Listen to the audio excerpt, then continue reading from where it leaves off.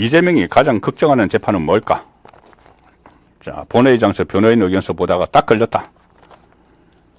이게 무슨 이야기냐면은,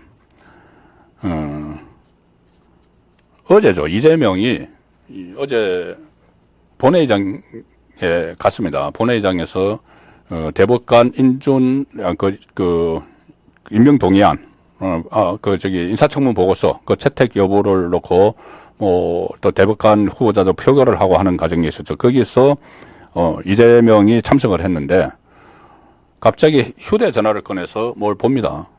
보는데 뒤에서 카메라 기자들이 딱 잡아보니까 그게 뭐냐 하면은 변호인 의견서입니다. 변호인 의견서. 변호인 의견서라는 내용을 국회 본회의장에 앉아서 그 긴박하게 막 표결을 하는 사이에 이재명이 보고 있는 거죠. 그 변호인 의견서, 그러면 조금 전에 말씀드린 그 4개의 재판 중에 어떤 재판일까? 제가 그 내용을 자세히 이 화면에 잡힌 것을 제가 확대해서 이렇게 몇 개 사진을 쭉 보니까는 거기 어떤 내용이 있냐면은 이게 있습니다. 정인 김진성에 대한 정인신문. 이런 내용이 있습니다. 그러니까 4개의 재판 중에서 본회의장에서까지 저렇게 앉아서 본 저 변호인 의견서는 바로 위정교사와 관련된 내용입니다. 그런데 지금 위정교사는 재판 끝났습니다. 재판 끝났고 9월 6일에 구형이 선고가 됩니다. 결심을 하고 구형이 선고가 되죠. 그리고 10월 초에 1심 판결이 나옵니다. 그런데 이 여러 개 재판 중에서 이재명이 아마 이 위정교사에 가장 두려움을 느끼고 있는 것 아닌가, 그런 생각이 드는 것이, 물론 중한 범죄를 중대한 처벌을 받는 건 이 선거법 위반이죠. 벌금 100만 원만 이상만 오면 모든 게 다 날아가는 거고, 또 그다음에 대북송금 같은 것도 있지만 대북송금은 이제 재판이 이제 시작되는 단계고, 위정교사가 가장 먼저 선고가 나옵니다. 1심 선고가. 거기다가 위정교사는 김진성 씨의 진술이 다 있죠. 위정을 교사받아서 위정을 한 김진성 씨의 이 진술이 다 있고, 또 녹취록이 있습니다. 녹취록이 있어서 그때 일반에 공개가 됐죠. 그때 박종원 의원이 공개를 했죠. 그래서 국민이 다 그 내용을 알고 있죠. 이재명이 자기를 위해서 거짓 증언을 해달라고 회유하는 그 녹취록을 전 국민이 지금 들은 상황이죠. 그렇기 때문에 이정교사가 또 이것은 유창훈 그때 영장판사가 이재명에 대한 구속영장을 기각하면서도 이 위정교사 혐의가 소명이 됐다, 범죄가 소명이 됐다고 이야기를 했었습니다. 그러니 딱 떨어지는 실형감이죠. 자, 실형이 1심에서 선고가 되면 굉장히 큰 내부에서 소요가 일어날 수가 있습니다. 이 상태로 과연 이재명 체제로 갈 수 있겠느냐, 이런 소요가 일어날 수가 있죠. 그리고 얼마 전에 김두관 후보, 지금 같이 대표 경선하죠. 김두관 후보가 그런 말을 한 적이 있죠. 이재명이 어느 재판이라도 하나 유죄를 받으면은 당이 상당히 부담을 느끼게 될 수가 있다. 이재명 대표 체제로 가는 데 대해서. 그리고 지금 당 내에서 가장 우려하는 건 위정교사 사건이다. 이렇게 이야기를 한 적이 있습니다. 그래서 이재명도 이 4개의 재판 중에서 위정교사를 가장 지금 두렵게 생각을 하는 것 아닌가. 왜 그러냐면은 지금 재판 끝났고 지금 계속 재판 받게 되는 건 그 대장동하고 백현동 묶인 거, 대장동 백현동 위례신도시 성남 FC 묶인 거 이거 하나하고 하나는 이제 이번 달에 공판 준비 기일이 열리는 대북송금 사건이죠. 그리고 지금은 재판이 안 열리고 있습니다. 모든 재판이. 최근에 이재명 재판정 가는 모습 뜸하죠. 최근에 보지 못했죠. 왜 그러냐면은 지금은 하계 휴정 기간이기 때문이죠. 지금 법원이 7월 29일부터 8월 9일 이번 주 금요일까지 재판이 없습니다.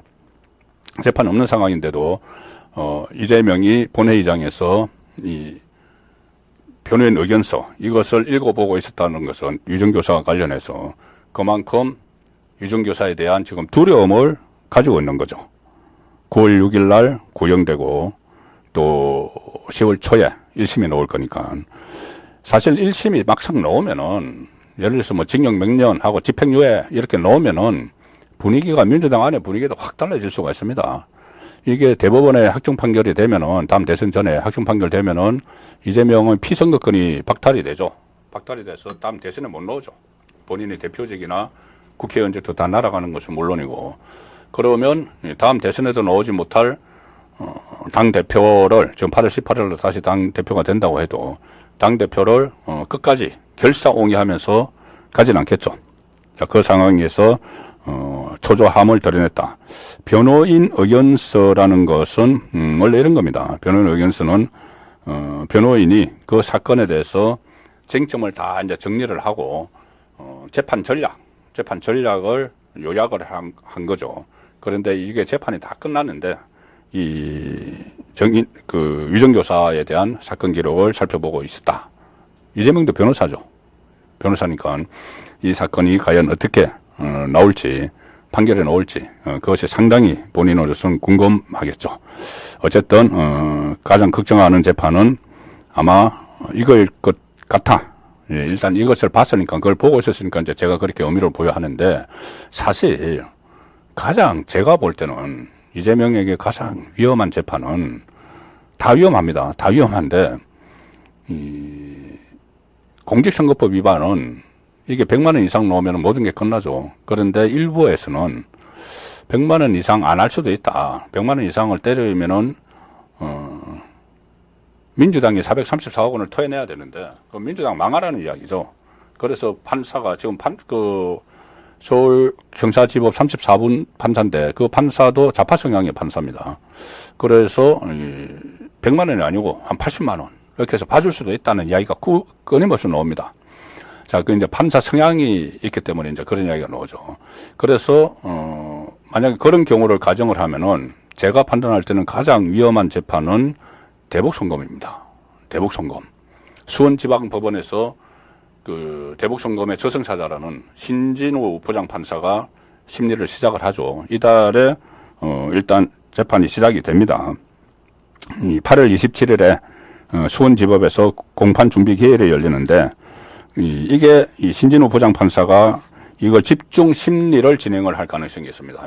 왜냐하면은 신진우 부장판사가 이 대북송검과 관련해서 이미 이화영 재판을 1년 8개월 동안 했죠. 1년 8개월 동안 해서 너무나 잘 알고 있고 또 김성태 재판도 했습니다. 그리고 이화영에게 9년 6개월 선고를 하고 김성태에게 3년 6개월을 선고를 했죠. 그래서 이게 집중 심리해서 주 2회 정도 재판을 진행을 할 수도 있습니다. 그럼 이게 상당히 재판이 빨라질 가능성이 있는데 이거는 뭐냐면은 이 특가법입니다. 제3자 뇌물죄죠.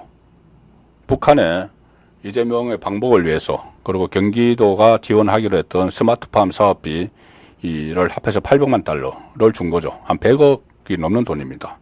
그러면은 1억 원 이상이면은 특가법인데 뇌물죄가 이 특가법으로 하면은 법정 형량이 유기징역은 징역 10년 이상 아니면 무기징역을 선고하도록 되어 있죠.